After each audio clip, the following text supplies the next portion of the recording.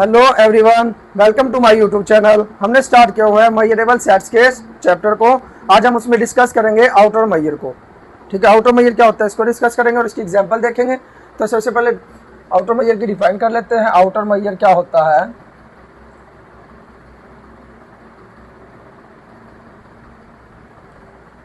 Outer major हमारे पास क्या होता है, सेम जैसे हमारे पास मेजर होता है वो भी एक फंक्शन होता है और वो भी सेट फंक्शन होता है, ये भी सेट फंक्शन होगा। सेट फंक्शन से क्या मुराद है कि इसके अंदर जो इनपुट होगी वो सेट्स होते हैं। इस फंक्शन में जो इनपुट होंगी वो सेट्स होंगे। तो आउटर मेजर इसको शो कर देते हैं म्यू स्टार से, is a extended positive real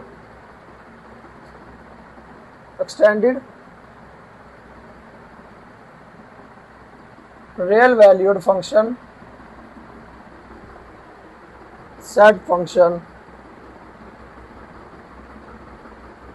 is an extended real valued set function on 2x। यानी कि जो हमारे पास आउटर मेजर होगा वो क्या होगा, extended real valued set function होगा। इसकी जो आउटपुट होगी वो क्या होगी, रियल नंबर होगी। साथ इंक्लूड ये इन्फिनिटी भी इंक्लूड हो जाएगा क्योंकि एक्सटेंडेड रियल वैल्यूड है। क्योंकि मेजर का जो हमारे पास साइज होता है, यानी कि मेजर जो होता है वो हमारे पास इनफाइनाइट भी हो सकता है। इस वजह से इसके जब भी आउटपुट लिया जाता है वो एक्सटेंडेड रियल वैल्यूड फंक्शन लिया जाता है। जो भी फंक्शन लिया जाता है वो एक्सटेंडेड रियल वैल्यूड लिया जाता है मेजर के केस में। ठीक है, और दूसरा ये आउटर मेजर जो होता है ये पूरे के पूरे पावर सेट पर अप्लाई होता है। यानी कि इसके अंदर जो इनपुट होती है वो कोई भी सबसेट हो सकता है। ठीक है, यानी कि वैसे हमारे पास जो मेजर था उसमें तो सिग्मा अलजबरा होना जरूरी था। सिर्फ सिग्मा अलजबरा हो, कोई सा मर्जी हो, लेकिन सिग्मा अलजबरा होना जरूरी था। यानी कि चंद एक सबसेट भी लिए जा सकते थे जो सिग्मा अलजबरा की प्रॉपर्टीज को सेटिस्फाई करते थे। लेकिन जो ये आउटर मेजर है, आउटर मेजर हमारा हमेशा किस पर अप्लाई होता है, 2x पर अप्लाई होता है, यानी कि पावर सेट पर अप्लाई होता है। यानी कि इसमें जो सिग्मा अलजबरा होगा वो सिर्फ 2x ही हो सकता है, यानी कि पावर सेट ही हो सकता है। ठीक है, तो ये हमारा मेजर म्यू जो है एक्सटेंडेड मेजर, ये किधर से किधर होता है, पावर सेट से। यानी कि इसके अंदर तमाम जो भी हमारा पावर सेट होगा, x अगर हमारा सेट है तो उसका पूरा का पूरा पावर सेट लेंगे, उससे किधर एक्सटेंडेड रियल नंबर्स पर होगा। लेकिन जो इसकी आउटपुट होती है वो हमें पता है, मेजर्स की जो आउटपुट होती है वो पॉजिटिव होती है। मेजर की जो आउटपुट होगी वो पॉजिटिव होगी, तो ये 0 से इन्फिनिटी तक जाएगा। ठीक है, इसको हम ये भी कह सकते हैं is an extended positive real valued function. ठीक है, यानी कि क्योंकि इसका जो आउटपुट होगा वो पॉजिटिव रियल वैल्यू होगी। तो आउटर मेजर की डिफाइन क्या होगी, outer measure is an extended positive real valued set function on 2x, यानी कि पावर सेट पर। ये हो गया डिफाइन। और इसकी प्रॉपर्टीज क्या होनी चाहिए, इफ अगर इसकी प्रॉपर्टीज क्या होनी चाहिए, पहली बात measure of empty set is 0। Empty set का जो मेजर होगा वो 0 होना चाहिए। दूसरी बात, मेजर म्यू इज मोनोटोन। और तीसरी बात इसकी है mu is countably sub additive.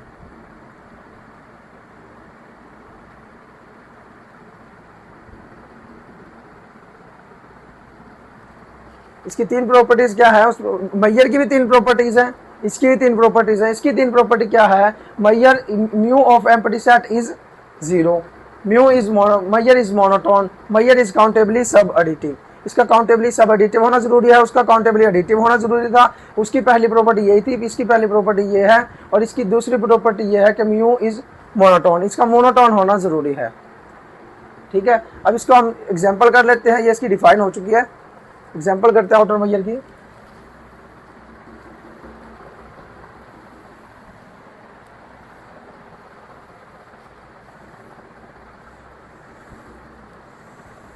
ये जो वीडियो चलेगी इसमें क्या होगा, ये जो मैंने लिखा हुआ ऊपर वाला जो ये मेजर हमने डिफाइन किया है, ये मैंने लिखा था तो मेरा कैमरा हिल गया था, जिसकी वजह से ये क्या हो गया था, कैमरा नीचे हो गया था, जिसकी वजह से ये चीज़ नज़र नहीं आ रही थी। ठीक है, तो ये आप देख लें, मेजर हमने ऐसे डिफाइन किया है। एग्जाम्पल में मेजर कैसे डिफाइन किया है, ऐसे डिफाइन किया है। ठीक है, जैसे ये मैं बाद में यानी कि आपको वीडियो चलेगी, वीडियो चलने के बाद ये कम डिस्प्ले होगा, इसका ये सिर्फ इतना नजर आ रहा है। तो इसको देख लें, मैयर जो होगा ऐसा होगा। एग्जाम्पल हम कर लेते हैं इसकी, काउंटिंग मैयर को लेकर चलते हैं। काउंटिंग मैयर हमारे पास क्या होता है, Maihar from 2x to 0 to infinity defined by mu of a is equal to, बल्कि काउंटिंग मैयर नहीं, हम ये लेकर चल रहे हैं 0 1। काउंटिंग मैयर नहीं है ये, वैसे इसकी एग्जांपल कर रहे हैं कि 0 1 ये हो गया if a is empty, if a is non empty. ये हमने एक मैयर, ठीक है, मैयर हमने ऐसे डिफाइन किया। म्यू को एक ऐसे डिफाइन किया, रियल वैल्यूड सेट फंक्शन है, रियल वैल्यूड सेट फंक्शन है। डिफाइन किस पे गया है, पूरे के पूरे पावर सेट पर। अब हम इसको दिखाएंगे, ये हमारे पास आउटर मैयर है, ठीक है, इसको हम आउटर मैयर शो करेंगे तो इसकी तीनों आउटर मैयर की प्रॉपर्टीज शो करवा देंगे हम, ठीक हो गया। तो ये हमने एक function real valued set function ऐसे डिफाइन कर लिया। इसकी पहली प्रॉपर्टी हमने क्या दिखानी थी कि measure of empty set is 0। तो हम फर्ज कर लेते हैं ए हमारे पास क्या है, एम्प्टी सेट है। दिस इंप्लाइज अगर ए एक एम्प्टी सेट है तो इसका मैयर क्या होगा, mu star of A which is equal to mu star of phi. ये किसके बराबर है, ये 0 के बराबर है, ठीक है। बाय डेफिनेशन ही हमें मालूम है कि जो भी एम्प्टी सेट होगा, अगर ए एम्प्टी सेट के बराबर है तो उसका मैयर 0 होगा। तो ये हमने पहली प्रॉपर्टी शो करवा दी कि measure of empty set is 0। दूसरी प्रॉपर्टी इसकी क्या थी, म्यू इज मोनोटोन। म्यू का क्या, मोनोटोन होना जरूरी है। तो उसके म्यू मोनोटोन होने के लिए हम क्या करते हैं, एक सेट लेते हैं, दूसरा उसका सबसेट लेते हैं, फिर हम दिखाते हैं कि सबसेट का मैयर जो है वो सुपर सेट के मैयर से छोटा है, छोटा या बराबर है। तो कंसीडर कर लेते हैं, let A is subset of B। A जो है सबसेट ऑफ B है, and A B belongs to 2x। A B 2x से बिलोंग करते हैं, पावर सेट से बिलोंग करते हैं। और हम इसको फर्ज कर लेते हैं कि भाई A जो है वो B से छोटा है। तो अब हमारे पास 3 केसेस अराइज होते हैं। Then we have 3 cases.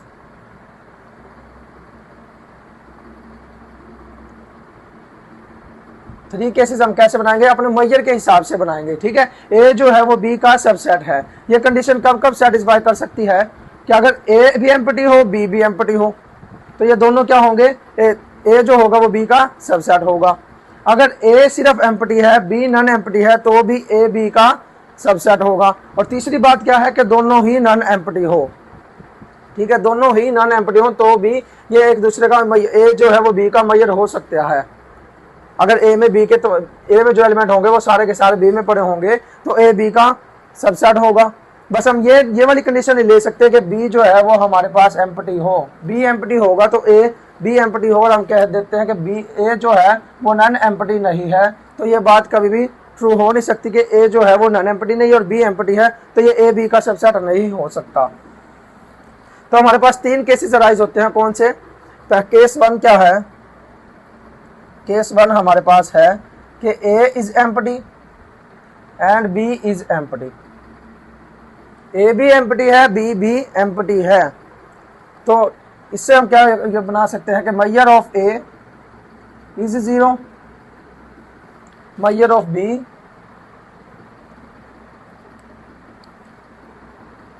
Maihar of B भी 0, मैयर ऑफ A भी 0, मैयर ऑफ B भी 0। तो केस 1 में हमारे पास क्या बनता है कि measure of A is equal to measure of B। Measure हमारा आउटर मैयर है, ठीक हो गया। तो केस 1 में हमारे पास ये बनता है। केस 2 हमारे पास क्या बनता है, केस 2 हम लेकर चलेंगे कि A जो है वो एम्प्टी है और B एम्प्टी नहीं है, B में कुछ ना कुछ एलिमेंट मौजूद हैं। तो इससे मैयर ऑफ ए क्या बनेगा, मैयर ऑफ ए बनेगा 0 एंड मैयर ऑफ बी क्या बनेगा, 1 बनेगा। तो इससे हम क्या देख सकते हैं कि इससे बनता है measure of A is less than measure of B, ठीक है।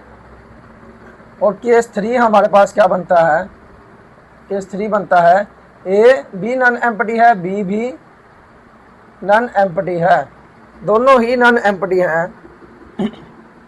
तो मेजर ऑफ ए ये भी 1 होगा क्योंकि दोनों नॉन एम्प्टी हैं। मेजर ऑफ बी ये भी 1 होगा क्योंकि दोनों ही नॉन एम्प्टी हैं।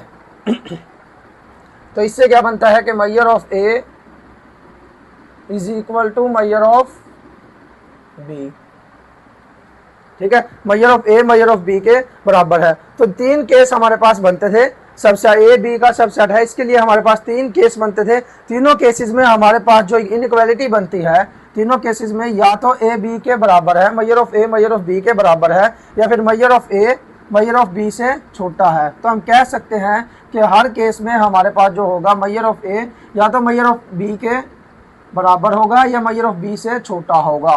तो इसका मतलब क्या है कि measure of A is less than और equal to measure of B, ठीक हो गया। दूसरी प्रॉपर्टी भी हमारी सेटिस्फाई हो गई। इसका दूसरी प्रॉपर्टी क्या थी, हमने मोनोटोन शो करना था, तो यही शो करना था कि अगर ए बी से छोटा हो तो उसका ए का जो मेजर होगा वो बी से छोटा या बराबर होगा।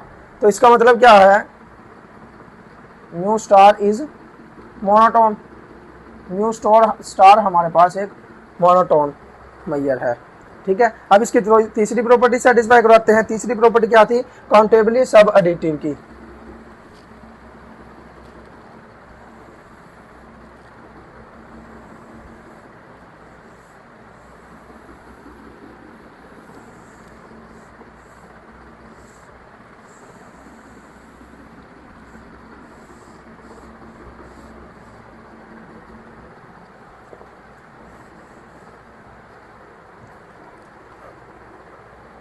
थर्ड प्रॉपर्टी हमारी क्या है, countably sub additive. Countably sub additive के लिए हमारे पास क्या है, सीक्वेंस होना जरूरी है। Let E N be any sequence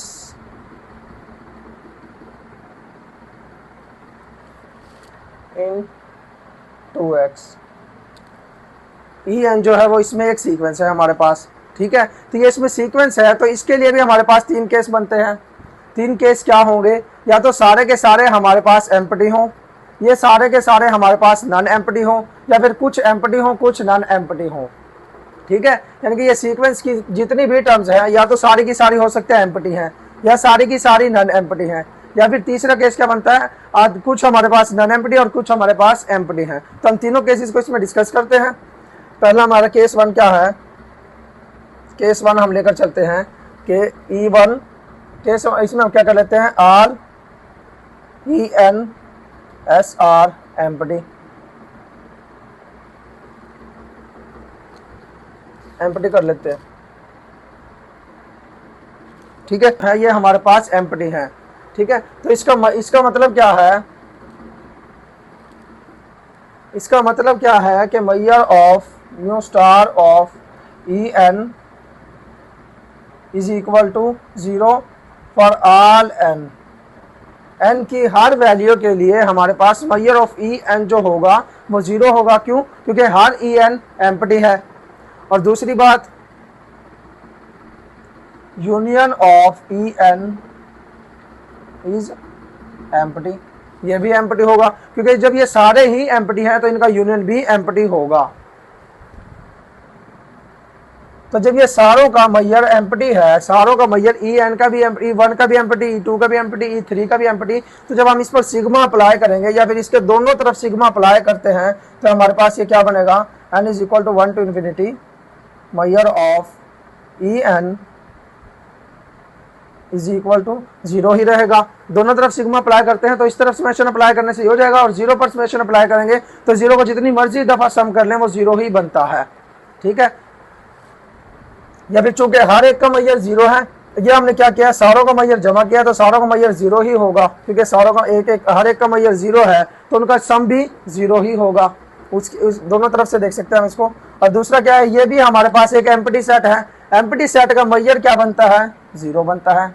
major of union of E N is 0, ये भी हमारे पास 0 बनता है। तो इस केस में हमारे पास क्या आ गया कि measure of UN EN is equal to measure of n is equal to 1 to infinity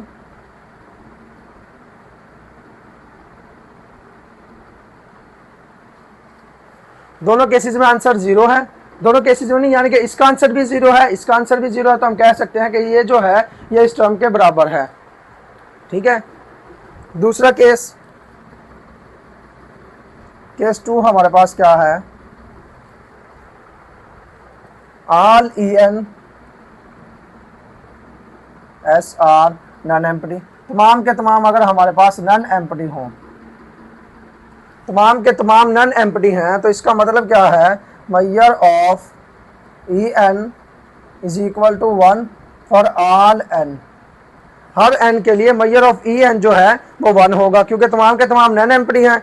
और इससे दूसरी बात क्या है, union of n EN is equal to non empty, ये भी नॉन एम्प्टी होगा। जब वो तमाम के तमाम नॉन एम्प्टी है तो उनका मैयर भी नॉन एम्प्टी होगा। हालांकि अगर हमारे पास कुछ भी नॉन एम्प्टी होते तो उनका यूनियन नॉन एम्प्टी होना था, ये तो सारे के सारे नॉन एम्प्टी है तो इनका यूनियन नॉन एम्प्टी होगा। मैयर ऑफ इसका मैयर भी हर n के लिए मैयर ऑफ n ये EN जो है ये 1 है। तो इस पर जब हम समेशन अप्लाई करेंगे n is equal to 1 to infinity measure of EN, ये क्या हो जाएगा, इन्फिनिटी बन जाएगा। क्यों, क्योंकि दोनों तरफ समेशन अप्लाई किया, ये हमने कितने एलिमेंट अप्लाई ऐड किए हैं, एंड 1 से लेकर इन्फिनिटी तक। ठीक है, 1 से लेकर इन्फिनिटी तक जब इसको ऐड किया है तो इस पर भी जब ये अप्लाई होगा 1 से लेकर इन्फिनिटी तक, तो 1 को इनफाइनाइट टाइम हम ऐड करते जा रहे हैं तो ये इन्फिनिटी बन जाएगा। ठीक है, या फिर चूंकि E1 का मैयर 1 है, E2 का मैयर 1 है, E3 का मैयर 1 है, up to so on E infinity का मैयर जो है वो 1 है, तो हमने इसको कितनी दफ़ा ऐड करेंगे, जब हम इक्वेशन अप्लाई कर रहे हैं तो इनफाइनाइट टाइम हम इसको 1 को ऐड करेंगे तो वो इन्फिनिटी ही बनेगा। ठीक है, तो इसका आंसर इन्फिनिटी है। और इसका मैयर क्या बनता है, measure of non empty set, ये हमारे पास एक नॉन एम्प्टी सेट है, तो इसका मैयर क्या बनता है, इसका मैयर बनता है 1। ठीक है, नॉन एम्प्टी सेट का मैयर क्या है, 1 है। तो इस केस में हमारे पास क्या बनता है, ये इन्फिनिटी है, ग्रेटर देन 1।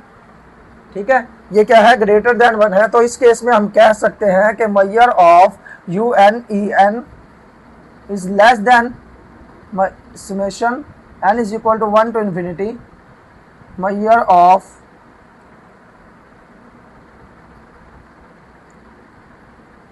EN।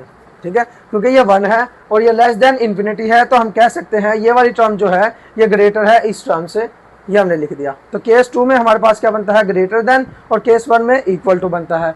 और केस 3 हमारे पास क्या है,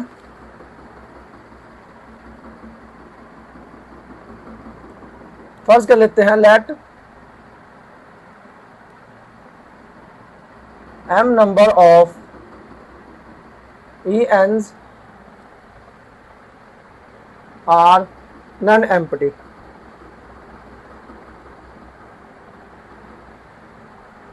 m को हम फर्ज कर लेते हैं, m जो है वो ग्रेटर देन और इक्वल टू 1 है।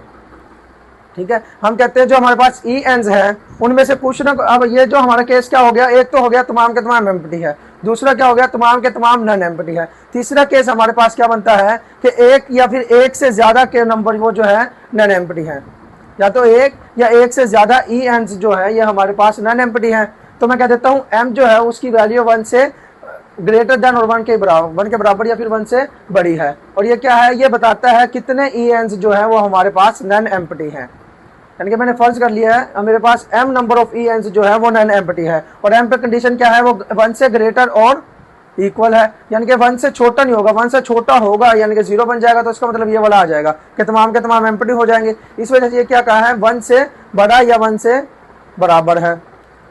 ठीक है, ENs ऑफ ये नॉन एम्प्टी है, तो इसका मतलब क्या है, measure of EN is equal to 1 for that MENs, वो जितने MN ये है, ठीक है, जितने हमारे पास नॉन एम्प्टी यानी कि m number of ENs non empty है, तो उन m नंबर्स ऑफ ENs जो है उनके लिए हमारे पास मैयर क्या होगा, 1 होगा। तो अगर मैं टोटल मैयर लूंगा और बाकी क्या हो जाएगा, measure of EN is equal to 0 for remaining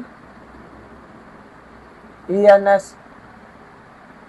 ठीक है, जो हमारे पास m जो हमने लिया नॉन एम्प्टी है, टोटल हमारे पास m नंबर ऑफ ENS है, जो यानी कि m टर्म्स हमारे पास नॉन एम्प्टी हैं, तो उन m टर्म्स के लिए हमारे पास मैयर क्या होगा 1 होगा, और जो रिमेनिंग थी वो क्या है नॉन एम्प्टी है, रिमेनिंग हमारे पास क्या है एम्प्टी है, तो उनका मैयर क्या होगा 0 होगा।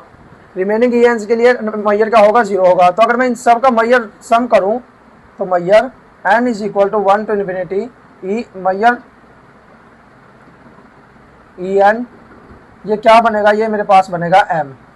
ठीक है, m बनेगा, क्यों, क्योंकि ये इन सब का मैयर जो होगा ये m नंबर, ये कितने हैं m एलिमेंट है, m टर्म्स हैं, तो m टर्म्स में हर एक का मैयर 1 है, तो उन m का जब मैं मैयर ऐड करूंगा तो वो m बन जाएगा, और इनका मैयर जो है वो सम करने से 0 ही बनेगा, तो 0 प्लस m, तो टोटल मैयर मेरे पास क्या बनेगा m बनेगा।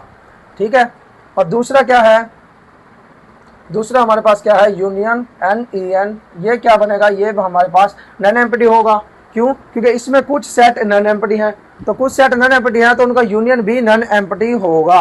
क्या होगा, उनका यूनियन भी नॉन एम्प्टी होगा। अब इनका यूनियन नॉन एम्प्टी है, तो इससे हम कह सकते हैं कि measure of UNEN is equal to 1। Non empty का मैयर क्या होता है 1 होता है।